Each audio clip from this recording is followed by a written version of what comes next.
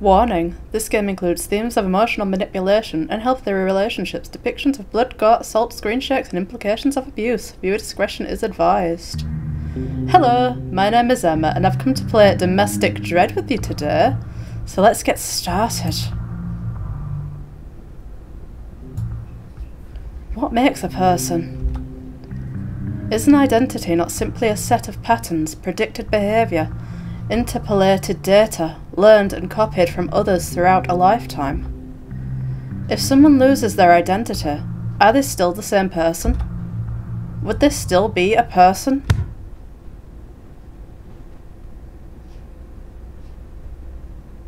The fox changes his fur, not his habits.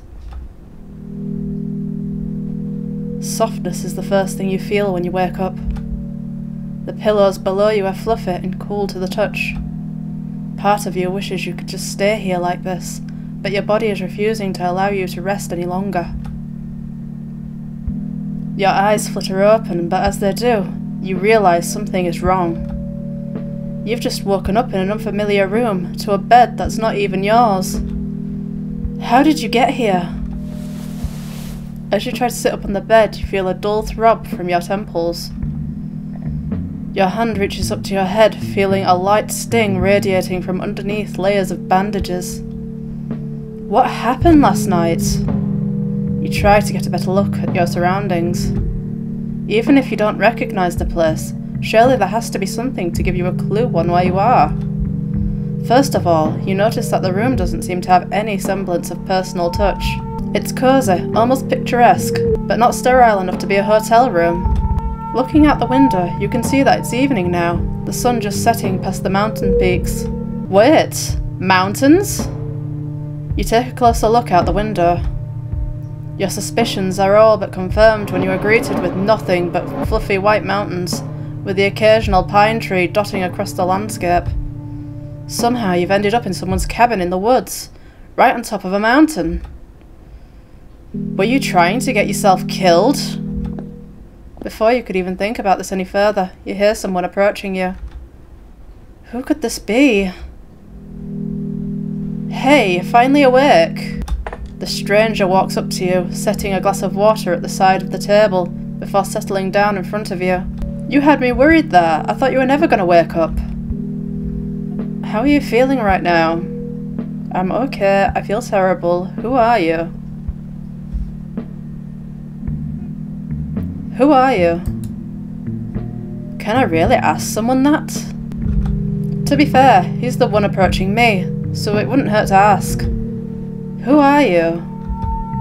The stranger's face twists with concern. I can already guess that I was supposed to know this guy. That bad, huh? Looks like it's worse than I thought. You really don't remember me, do you? My name is Marcelo. I'm your best friend. I guess it isn't a stretch to think that you've forgotten everything else. Well, what matters is that you're awake and you're safe. Still, I should check all the important bits are still intact. Do you still remember who you are? My name is...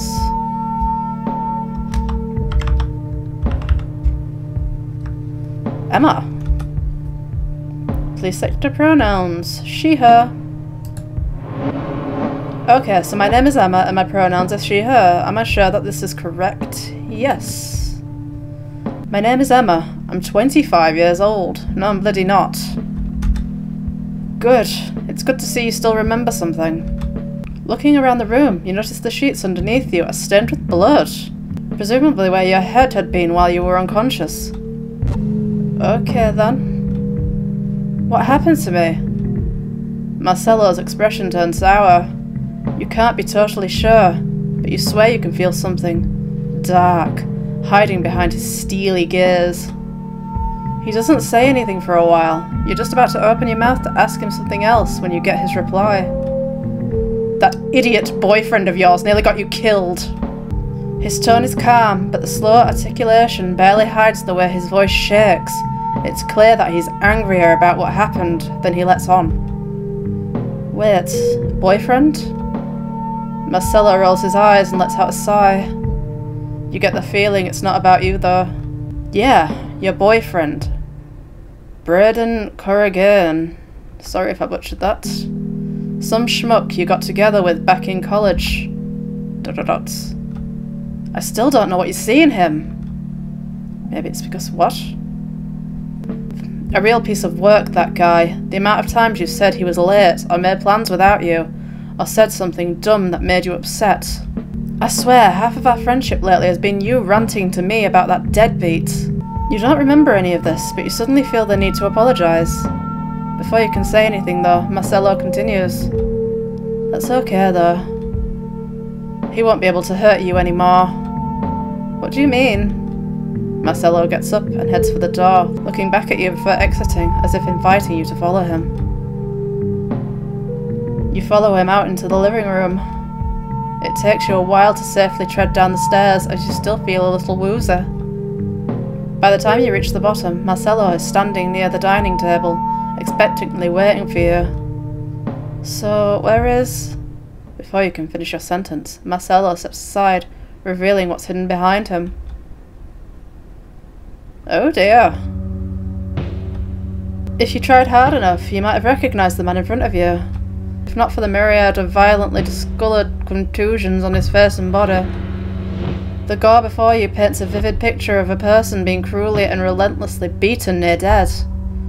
His painful wounds don't look fresh, and you estimate that he's been unconscious for several hours at this point. Marcello, what happened to him? Did you do this?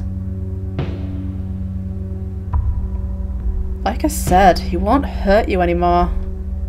And we're going to make sure it won't happen again. You're almost afraid to ask what he means, but you don't have to. A moment later, Marcello pulls out a knife. It's jagged but perfectly sharp, and you have a feeling that a well-placed stab in the chest with it would be irreparably fatal. Marcello, what? We're getting rid of this problem. Permanently. Permanently?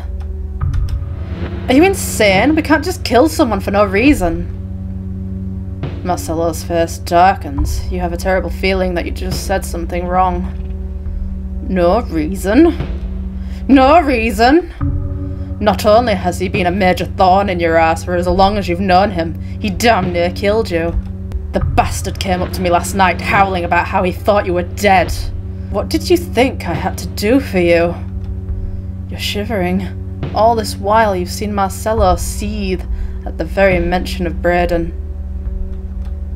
However, hearing from him firsthand about how Braden nearly killed you, it's no wonder he's angry.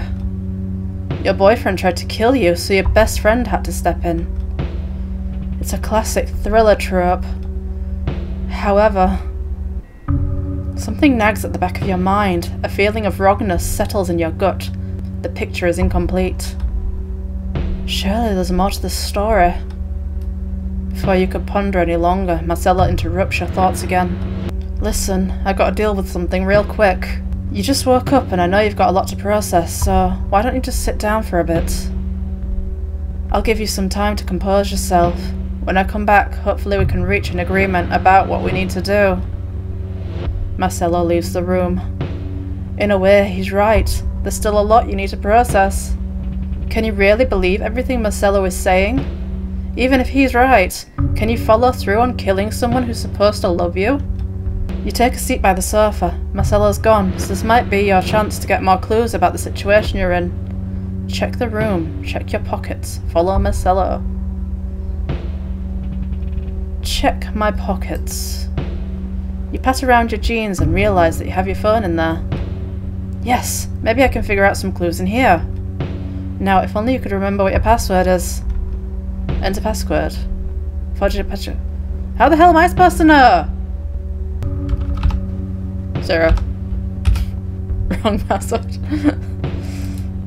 Damn it, I got it wrong. Try again. No, I have no bloody clue. It's probably best to give up for now. Of course I wouldn't remember my own password. Damn it, Emma. So, have you made up your mind? Are we going to kill him or not? Kill him! Ha ha ha! Though a lump forms in your throat, you steel yourself and nod towards Marcello. He hands you the knife, which you accept with a shaky grip. Come on, I just need to get this over with. You step towards Braden's unconscious body, the knife weighing down in your hands. It's heavier than it looks. Breathe. You have to breathe. Taking one final breath, you quickly grab a hold of the chair Braden is sitting in for support. Then you begin plunging the knife into his chest repeatedly. Though Braden was silent just moments ago, the sensation of the knife was enough to wake him. He's screaming. Something animalistic takes a hold of you as you scream back with each grotesque movement of the knife. At some point, both your screams meld into one. You can no longer tell where one scream begins or the other ends. Blood begins to splatter all over the floor and onto your body as you continue to stab Braden. It takes a moment before you stop, the adrenaline now replaced with a gaping void in your being. Your breathing is laboured, heart pounding in your ears from the ordeal you just endured. You did it. You've just killed a man. Emma, you've just taken a life, snuffed it out and crushed it beneath your boot. You can hardly think, the image of you stabbing Braden replaying in your mind over and over again. The smell of blood lingers in the air. Your heart is pounding in your ears. The screams still seem to reverberate from the walls. You wish they'd just stop. Hey, Emma. You feel Marcello pulling you into a warm embrace, his fingers gently kneading your back. Shh, it's all right. It's all over now. I knew you could do it. I know it wasn't easy, but you did the right thing. As your senses begin to return to you, you start to shiver in Marcello's grasp. There, I've got you. You don't have to worry anymore. No one is going to hurt you. You've gone for so long without having anyone taking care of you. Now you can rest easy. Nothing is going to take this freedom from you. Well, we'll make sure of it. Ending one of 3 together. Oh dear. Let's start again. I'm okay. I feel alright, thanks for asking. His expression seems to soften. That's good to hear. Honestly, I've always been amazed at how well you're able to just bounce back whenever bad things happen to you. Gotta love that power of youth. Well, what matters is that you're awake and safe. Still, I should check that all the important bits are still intact. Good. It's good to see you still remember something. Okay. Do you still remember who I am, though? You ponder this for a moment, but nothing's coming to you. You shake your head, hoping that I'd be able to give you more answers about the situation you're in. That's not surprising. You hit your head pretty hard. I'm Marcello, by the way. I'm your best friend. I have been since I scared off those kids that were picking on you in 8th grade. You stay quiet for a moment, taking in this apparently not new information. Thinking still makes your head hurt a little bit, though. Looking around the room, you notice the sheets underneath you are stained with blood, presumably from where your head had been while you were unconscious. Okay then. What happened to me? Marcello's expression turns sour. Follow Marcello. You get up to follow where Marcello had run off to. Soon the acrid smell of something burning tickles your senses. You reach the kitchen where you see Marcello pulling a tray out of the oven. No, I can't believe I forgot about these. They're all burnt to a crisp. God, Emma is going to hate me for these. Marcello? Gah! What are you doing? Nothing. Nothing for you to worry about. I can clearly see the tray of cookies you're trying to hide behind you. What? No, these aren't cookies. They're just... ... Marcello trails off. For the first time since you woke up, you notice he seems unsure of himself. He refuses to meet your eyes. You keep staring at him expectantly until he eventually caves. Fine, they were cookies. I just wanted to make your favourite for when you wake up. But I guess I just got so caught up with things I completely forgot about them. What a mess. What should we do about these cookies? Help him clean up. Eat them anyway. I don't want to eat something burnt. help him clean up. I'll help you clean these up. I'm sorry they didn't work out for you, but I really appreciate the effort, nonetheless. Nah, it's fine. I can always make another batch soon enough. Even though he brushes it off, you can tell he's still a little bit sad about the situation. You could decide to try to cheer him up, or not. Maybe I should try to make a joke. You know, if you wanted to make a William Afton special, you could have just told me. Who's that? At that point, Marcella just bursts into laughter at your lame attempt at humour. I don't get it. It might not have been the best way to cheer him up, but it sure did the trick. Smiling warmly at you, Marcella finally responds. Honestly, I didn't really want to come up for this trip. I thought it was just another one of Braden's dumb attempts at connecting with the people. Initially I came here just to keep you sane from his antics, but I actually had fun up here thanks to you. Well, before everything else happened, of course. So thank you. You made this trip just that much better. Anyway, thanks, Emma. Listen, maybe I was a little bit on edge earlier. I guess I was still angry about what happened. I'm sorry if I scared you. But you still have a decision to make. I'll make the final preparations, then I'll meet you in the living room when you're ready. You nod at Marcelo, then exit the kitchen for the living room. There's still more to look around. What will you do? Check the room, check the room. Maybe you can find some clues laying around the living room. You start to wander around, checking every bit of furniture there is. You start making vague observations about the decor of the place. While the cabin is fairly cosy, it's just like the bedroom. It's devoid of anything you'd consider to be personal. That is until you see what appears to be a journal sitting on the desk of a small reading nook. You can't explain why, but something about the journal calls to you. You pick up the journal and begin flipping through its pages.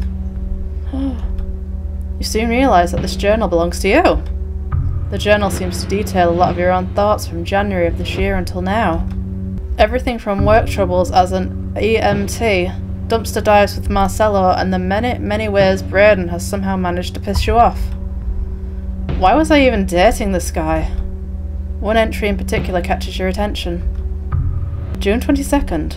Again, he's decided to drag me off to fuck all in the mountains, out of the blue without even telling me beforehand. He knows that I can't just take off work, and I already had plans to hang out with Marcelo again after weeks of not seeing him. Thankfully Braden agreed to let me take Marcelo along with us, but I don't think my boss is going to be happy about me taking an impromptu sick leave again. Sometimes I wish I could just get rid of this guy.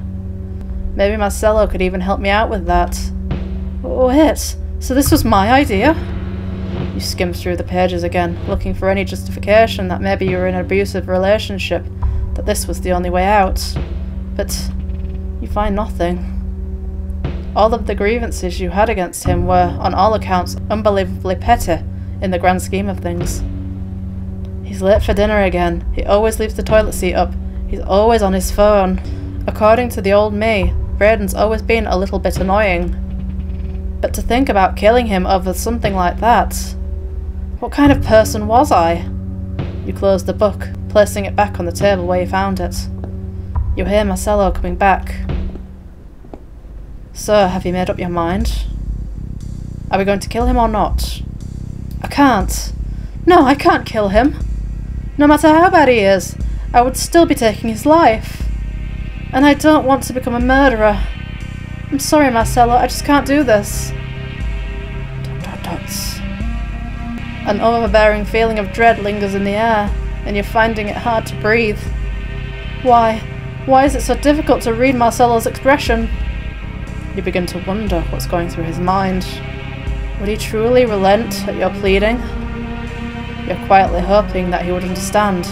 You don't want anyone to get hurt. Maybe, just maybe, there's a way to get to him. God, if only I could fucking hell, that scared me. Then before you even have time to react, Marcelo takes a knife and plunges it through Braden's chest. At least he didn't stab me, bloody hell. God, that's a spooky picture. His anguished cries echo through the room. but nothing could compare to the silence that soon follows. You quiver at the sight of blood beginning to seep through Braden's clothes, staining the knife left embedded in him and coating Marcello's form. Marcello was the first to break the silence. I told you we were going to take care of things. I wanted you to be a part of this. I wanted you to make your own choices, to put yourself first for once.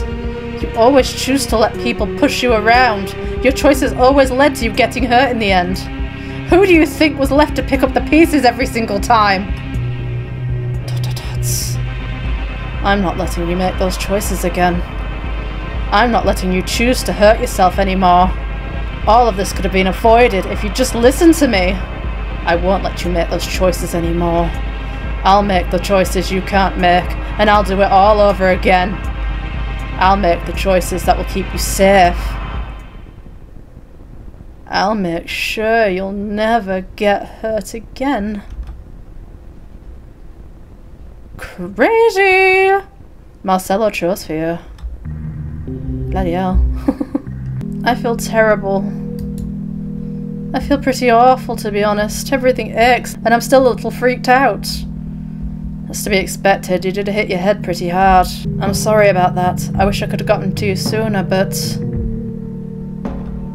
I guess that's not important right now. Well, what matters is that you're awake and you're safe. Check the bedroom. It suddenly dawns on you that you completely forgot to check the bedroom while you were in there. Oh yeah, maybe that has to do with the fact that I woke up with amnesia. It wouldn't hurt to check it out. You're now back in the bedroom. It's still the same as before. You take a few moments to rummage through the room, checking through closets and bags only to find clothes, toiletries and towels. Damn it, there's got to be something for me to find in here. That's when you realise you haven't even checked the side table yet. You approach the side table, sliding out its drawer only to find a scrapbook. What's this doing in here? You begin flipping through the pages. Page after page, it's just photos of you and Braden together. Not in the creepy way like you'd find plastered on someone's walls. These are just pictures of you together, some even with Marcello, perhaps the grumpiest you've seen of him yet. Each photograph has a little note at the side describing what happened that day. Our first glamping trip, having the world's tallest ice cream, backstage at Blancs 364. We looked happy together, but why is this here? You finally flip to the last page to find what looks like an engagement ring. Washi taped to the inside of the cover, with a note under it. My dearest Emma, I might not be the greatest at words, but I'm still going to try. You've been the sunshine of my life ever since the day we met, and not a day goes by where I don't cherish the little joys you bring into my life. Seeing you happy is the greatest thing, because of just how pure you are. You're just so full of life, and the way you care for others is absolutely divine. I hope that I'll be able to cherish you every single day and love you in the way you absolutely deserve. In sickness and in health, from life till death, love Braden. P.S. You're still the cutest EMT who's ever performed the Heimlich maneuver on me. Tears begin to well up in your eyes. How could a man so sincere bring you any harm? The dull ache in your head is still making your thoughts foggy. Something is not right about this. There has to be something more to what happened last night. Where did you get these injuries from? How did everything go so wrong? Is Marcello telling you the truth? Why can't you remember anything about your past life? I better go. Marcello's probably waiting for me to make my decision. Where's my password? You put the scrapbook back in the side table and walk back to the living room. So, have you made up your mind? Are we going to kill him or not? Remember. You think back to the scrapbook you found, on every single thing you've learnt about your previous life up to this moment. Something's not adding up. Until you found out the truth, you're not going to let Marcello hurt Braden any longer. Marcello, no, I'm not going to hurt Braden. And I'm not going to let you hurt him either. What are you saying? He damn near killed you, and you're expecting me to just let that go? That is exactly what I'm saying, Marcello. Marcello stares at you for a moment. It's hard to read what's exactly on his mind. You then see him gripping onto the knife tighter, and he lifts the knife to stab Braden. You quickly grab at Marcello's hand, stopping him just short of stabbing Braden. What are you doing? Marcello, wait, there has to be an explanation for this. Marcello considers you for a moment. You can still feel some resistance from his shaking grip, and you're hoping to God that he doesn't do anything too irrational. You can feel your heart racing in your ears. What are you even doing?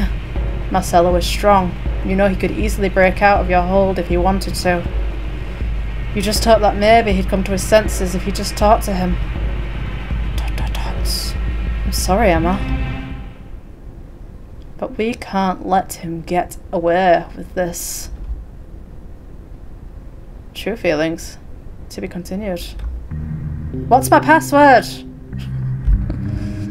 Eat them anywhere. Well, you already made them. Seems like a waste just to throw them away. You reach for a cookie and take a bite. It's not good, but you're determined, so you get the entire thing down and reach for another cookie. Whoa, say some for me. Is it really that good? You just beam at him, relieved at the fact that the cookies in your mouth give you plausible deniability. Marcello chuckles at this and pats you on the head. Alright, fine. I'll keep this batch for us, okay? You nod eagerly, while secretly concocting a way to make those cookies disappear later. Anyway, thanks, Emma. Listen, maybe I was a little bit on edge earlier, but I guess I was still angry about what happened. I'm sorry if I scared you. You still have a decision to make. 1987. Wrong password. No, it's not the bite of 87. What's the password? 1, 2, 3, 4. Wrong password. Damn, wrong again. And I'm locked out of my phone. Great. Of course I wouldn't remember my own password. Now I can't even ask Marcello to help me get it open. Great thinking, Emma. Couldn't find password. Looked everywhere for password, can't find it anywhere. Comfort, Marcello. Hey, I meant what I said. I really do appreciate it. The cookies might be burnt, but I'm sure they would have been amazing. I don't need to be able to eat them to thank you for making them. I would love to try them the next time we bake them. You see his eyes light up just a little, and his lips quirk into a smile. You know, even though you don't remember, this is the exact reason I stuck by your side all this time, and I always will. You're too good for this world, too good for that undeserving jerk. If I'm not there to protect you, to preserve the little good there is in this world, then who will? Anyways, thanks, Emma. Nah, maybe I won't. Hey player, that's kind of rude of you. But you're the boss, so...